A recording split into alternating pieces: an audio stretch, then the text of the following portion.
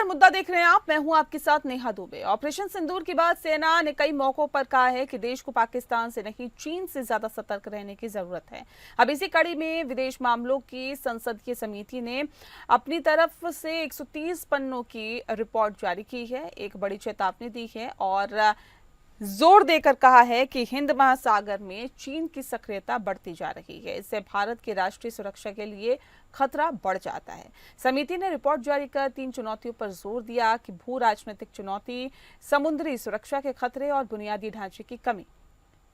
जिस संसदीय समिति ने चेतावनी जारी की है, उसकी अध्यक्षता कांग्रेस सांसद शशि थरूर करते हैं और उनकी तरफ से सरकार को कई सुझाव भी दिए गए हैं। समिति के मुताबिक चीन और पाकिस्तान का नेवल नेक्सस काफी मजबूत हो चुका है। दोनों ही देश लंबे समय से साझा मिलिट्री एक्सरसाइज कर रहे हैं और चीन की मदद से पाकिस्तान की नौसेना की ताकत भी बढ़ाई जा रही है। माना जा रहा है कि इन बदलते समीकरणों की वजह से इस क्षेत्र में भारत की चुनौती बढ़ सकती है। अब विदेश मामलों को इस बात का एहसास है कि चुनौतियों को लेकर विस्तार से बताया गया है। कहा यह भी गया है कि इस समय समुद्री यातायात को लेकर खतरा संप्रभुता की बात है और चीन को लेकर बताया गया है कि उस अब इस क्षेत्र में कई इंफ्रास्ट्रक्चर प्रोजेक्ट शुरू कर दिए हैं। पोर्ट का विस्तार किया जा रहा है। इसके अलावा सर्वेक्षण जहाजों के लिए अति संवेदनशील जानकारी भी इकट्ठा की जा रही है। वैसे अब अगर चीन ने अपनी रणनीति बदली है तो भारत भी चुनौतियों से निपटने के लिए मित्र देशों का रुख कर रहा है। क्वाड देशों के साथ भी साझेदारी बढ़ रही है।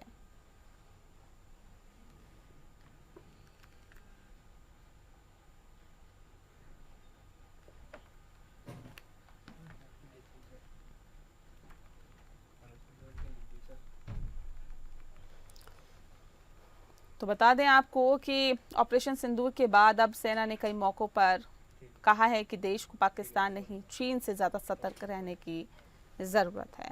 ऑपरेशन सिंदूर के बाद सेना ने इस बात को कहा, देश को पाकिस्तान से नहीं बल्कि चीन से सतर्क रहने की ज़रूरत है। अब इसी कड़ी में विदेशी मामलों की संसदीय समिति ने अपनी तरफ से 130 पन्नों की रिपोर्ट जारी की है।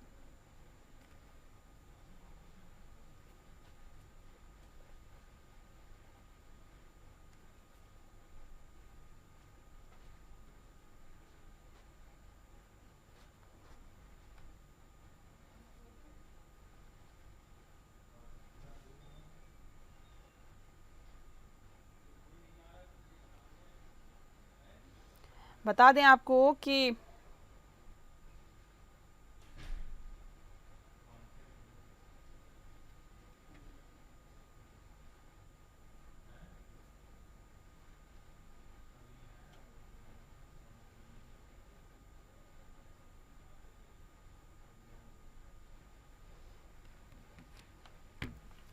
एक बड़ी चेतावनी दी है और जोर देकर इस बात को कहा है कि हिंद महासागर में चीन की सक्रियता बढ़ती जा रही है। इससे भारत की राष्ट्रीय सुरक्षा के लिए खतरा बढ़ जाता है। समिति ने रिपोर्ट जारी कर 3 चुनौतियों पर जोर दिया है। भू राजनीतिक चुनौती, समुद्री सुरक्षा और खतरे के साथ ही साथ बुनियादी ढांचे की कमी को भी बोला है। जिस संसदीय समिति ने चेतावनी जारी की है, उसकी अध्यक्षता कांग्रेस सांसद शशि थरूर करते हैं। उनकी तरफ से सरकार को कई सुझाव भी दिए गए हैं। समिति के मुताबिक चीन और पाकिस्तान का नेवल नेक्सस काफी मजबूत हो चुका है। दोनों ही देश लंबे समय से साझा मिलिट्री एक्सरसाइज कर रहे हैं। चीन की मदद से पाकिस्तान की नौसेना की ताकत भी बढ़ाई जा रही है।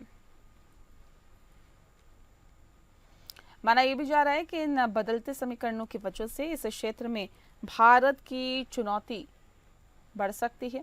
अब विदेश मामलों को भी इस बात का एहसास है कि चुनौतियों को लेकर विस्तार से बताया गया है। कहा यह भी गया है कि इस समय समुद्री यातायात को लेकर खतरा संप्रभुता की बात है।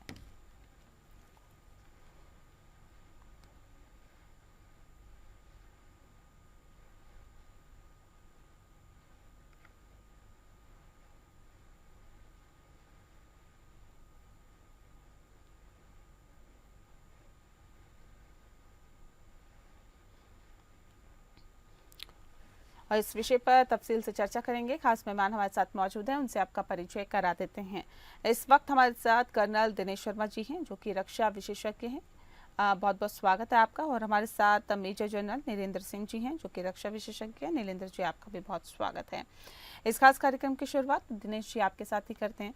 सर, वाकई जिस तरह की रिपोर्ट सामने आई है, जो चीज़ें निकल के सामने आई हैं कि पाकिस्तान से नहीं भारत को चीन से खतरा है, इस बात में कितनी सच्चाई है और कितना इत्तेफाक रखते हैं आप? देखिए मैडम, ऐसा है कि भारत के जो है, चाहे इंडियन ओशियन है या अरेबियन ओशियन है, हमारे वहां पर बहुत ज्यादा हित इन्वॉल्व हैं। चाहे ये सुरक्षा से संबंधित है या हमारी ऊर्जा से संबंधित है, और हमारे जो व्यापारिक रास्ते, शिप लेन से जो है हमारा व्यापार का आदान प्रदान होता है। ये एक चिंता का विषय है। ये रिपोर्ट के अंदर जिन बातों के ऊपर चिन्हित किया गया है, क्योंकि चाइना से, चाइना जो है आज की तारीख के अंदर सबसे बड़ी और एक प्रकार की स्ट्रॉन्ग नेवी बन गई है। और उसके साथ साथ जितना पाकिस्तान के साथ उनका जो नेक्सस बन रहा है, पाकिस्तान की वो नेवी को मजबूत करने की कोशिश कर रहे हैं, और उनको वो सबमरीन और बाकी जहाज जो है वो उनको सप्लाई कुछ कर चुके हैं, और कुछ इन द प्रोसेस जो है वो सप्लाई करने वाले हैं, जिससे कि भारत की सुरक्षा के लिए एक चिंता का विषय है। दूसरा जो सबसे बड़ा इंपॉर्टेंट काम जो चाइना कर रहा है, उसका वो जो स्ट्रिंग ऑफ पर्ल्स जो है, जिसमें उसने जो है श्रीलंका का हबन टोटा है, पाकिस्तान का ग्वादर पोस्ट है, उसके बाद जो है म्यांमार का जो पोर्ट है, इस प्रकार से वो भारत को जो है चारों तरफ से घेरने की कोशिश कर रहा है। लेकिन इसके साथ साथ जो है भारत भी अपने हितों की रक्षा के लिए अपनी नेवी को मॉडर्नाइज करने के लिए वॉर फुटिंग के ऊपर काम कर रहा है। पनडुब्बियों के लिए हमारे सौदे हो रहे हैं, और आज की तारीख में जो है हम एक क्वाड के मेंबर हैं, और जिसका कि इंडो पैसिफिक रीजन के अंदर चाइना को कंटेन करने के लिए जो है एक प्रकार का अल्टरनेटिव है। लेकिन इसके साथ साथ जो है भारत को कुछ और भी एक्शन लेने पड़ेंगे, कि ताकि जितने भी इंडियन ओशियन के अंदर या अरेबियन सी के आसपास के जो रिम कंट्रीज हैं, उनके अंदर हमारे को जो है उनके पोर्ट डेवलप करने पड़ेंगे, वहां पे कुछ इन्वेस्टमेंट करेंगे, ताकि किसी प्रकार से जो है चाइना का इन्फ्लुएंस जो है वहां पर कम किया जा सके। लेकिन ये आने वाले समय के अंदर जो है, क्योंकि भारत की पार्लियामेंट के अंदर जो है इन रिपोर्ट ने जो है, जो विदेशी मामलों के जानकार समिति है, जो रिपोर्ट के बारे में आपने बताया हुआ है, तो इसके ऊपर भारत सरकार की भी नजर है, और इंडियन नेवी ने भी समय समय के ऊपर अपनी कैपेबिलिटीज को और बढ़ाने के लिए जो है सरकार से अनुरोध किया है। लेकिन अब हम बिल्कुल ये नहीं कह सकते हैं कि भारत बिल्कुल कमजोर पड़ गया है अपने समुद्र के हितों की रक्षा करने के लिए। आज की तारीख के अंदर भी भारत जो है एक सशक्त नेवी है, हमारी ब्लू वाटर नेवी है। हम जो है कई राष्ट्रों के साथ जो है ज्वाइंट एक्सरसाइज कर रहे हैं, हमारा कोलैबोरेशन है, हमारा कोऑपरेशन है। और सबसे इम्पोर्टेंट चीज है, ऑफ कोर्स आज के हालात के अंदर जिस प्रकार से डोनाल्ड ट्रंप जो है टैरिफ टैरिफ टैरिफ कर रहे हैं, तो लेकिन अब उनको भी ये ध्यान देना पड़ेगा कि क्वाड को जो है उसे और मजबूत करना पड़ेगा, ताकि जो है चाइना हर जगह मनमानी कर रहा है, चाहे वो फिलीपाइंस में है, चाहे वियतनाम में है, ब्लैक सी में है, जापान के साथ है, तो उसके इन्फ्लुएंस को कंटेन करने के लिए कुछ लाइक माइंडेड कंट्रीज को एक साथ आना पड़ेगा, ताकि हर कंट्री जो है अपने समुद्र के जो उनके द्वारा जो उनके राष्ट्र हित पूरे होते हैं, उनकी जो है वो रक्षा कर सके, ना कि चाइना और पाकिस्तान की जिस प्रकार की हरकतें हैं या आने वाले दिनों में करेंगे, उनको जो है कंटेन किया जा सके। जी मैडम। जी बिल्कुल। लेकिन ये जो रिपोर्ट सौंपी गई है और इसकी अध्यक्षता भी शशि थरूर कर रहे हैं, ये वाकई क्या ये कहा जा सकता है कि स्थिति के मुताबिक ही है या पॉलिटिकली इन्फ्लुएंस्ड भी है? देखिए मैडम, ऐसा है कि इस प्रकार की जिस समय पार्लियामेंट की कोई कमेटी जो है वो किसी प्रकार की जो रिपोर्ट सबमिट करती है, तो उसको हमें पॉलिटिकल एस्पेक्ट्स में नहीं देखना चाहिए, क्योंकि उस कमेटी के अंदर ये नहीं है कि सिर्फ कांग्रेस के सदस्य होंगे, उस कमेटी के अंदर ऑल पार्टी के सदस्य होंगे। और मैं इस रिपोर्ट को अपनी देश की सुरक्षा से जोड़कर देखता हूं, ना कि किसी प्रकार का कोई पॉलिटिकल एंगल हो। और हमें हर चीज में जिस भी प्रकार की जो रिपोर्ट आती है उसके अंदर से हमें अपने राष्ट्र की हम्म। सोचना चाहिए। राजनीति करने के लिए बहुत सारे लोग बैठे हुए हैं, वो राजनीति करते रहेंगे, लेकिन एक सैनिक के नाते मेरा कंसर्न है हम्म। कि मेरी समुद्री सीमाएं जो हैं वो सुरक्षित है, मेरा जो एक्सक्लूसिव इकोनॉमिक जोन है वो सुरक्षित है, और हम अपने एरिया ऑफ रिस्पॉन्सिबिलिटी के अंदर या एरिया ऑफ इन्फ्लुएंस के अंदर जो हमारे हित हैं उनके ऊपर किसी प्रकार का कोई प्रहार या किसी प्रकार की कोई चोट ना पहुंचे। मैं उस नजर से इस रिपोर्ट को देखता हूं। जी मैडम। जी, ठीक है। क्या वाकई पाकिस्तान से ज़्यादा खतरनाक हमारे लिए चीन है? क्योंकि समिति तो यही कह रही है, उसकी रिपोर्ट भी यही कहती है। और क्या वाकई आप भी मानते हैं कि चीन और पाकिस्तान का नेवल नेक्सस काफ़ी ज़्यादा मजबूत हो चुका है, जो कि भारत के लिए एक बड़ा खतरा पैदा करता है?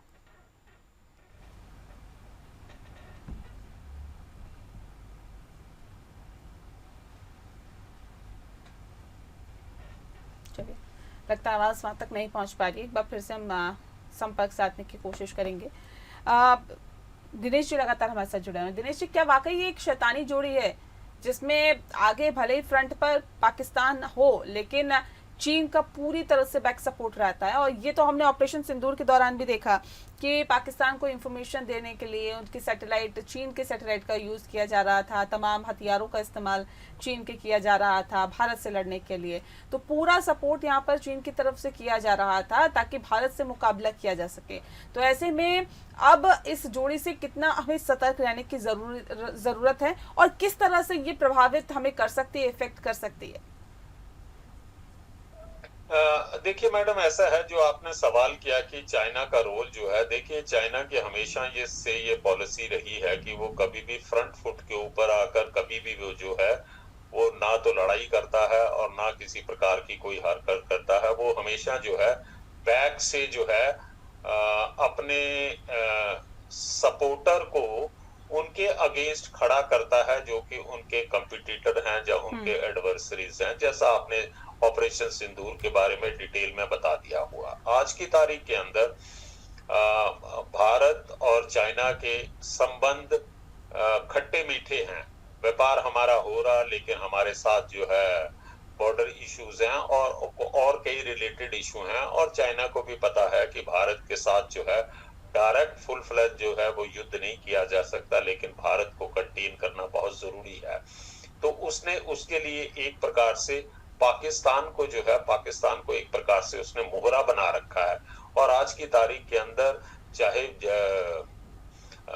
जनरल मुनीर जो है चाहे 2 बार जाके डोनाल्ड ट्रंप के साथ लंच या भोजन करके आ जाए और वहां से जो है गैर जिम्मेदाराना स्टेटमेंट दे दे, लेकिन आज की तारीख के अंदर भी जो है चाइना का पाकिस्तान के ऊपर बहुत ज्यादा इन्फ्लुएंस है, और वो पाकिस्तान के जरिए जो है भारत के लिए जो है प्रॉब्लम क्रिएट करता रहा है, और आने वाले दिनों में भी वो करता रहेगा, ताकि भारत जो है पाकिस्तान द्वारा की गई प्रॉब्लम्स के अंदर उलझा रहे और उसका जो मेन मुद्दा है वो जो है वो अपना पूरा कर सके कि भारत जो है वो एक उभरती हुई शक्ति है, वो शक्तिशाली ना बन पाए, ताकि वो चाइना को या बाकी विश्व के अंदर लोगों को टक्कर दे सके। ये तो हो गई है बैकग्राउंड।